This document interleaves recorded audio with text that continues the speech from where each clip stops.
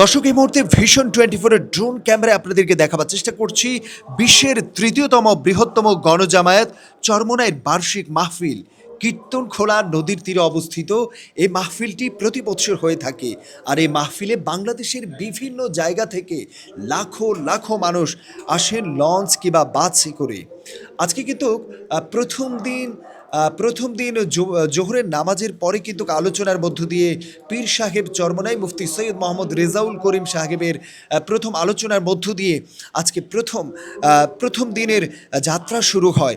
দর্শক এই মুহূর্তে আপনাদেরকে ড্রোন ক্যামেরায় দেখাবার চেষ্টা করছি পুরো চরমোনাইয়ের যে মাহফিলের কয়টা টোটাল 4টি প্যান্ডেলে কিন্তু আমরা দেখছি যে মানুষের ভিড়, উপচে পড়া মানুষের ভিড় পুরো চরমোনাই জুড়ে আপনাদেরকে দেখাবার চেষ্টা করছি। আপনারা এই মুহূর্তে যারা দেখছেন দেশ এবং দেশের বাহির থেকে ভিশন 24 লাইক কমেন্ট শেয়ার করে আমাদের সাথেই থাকুন।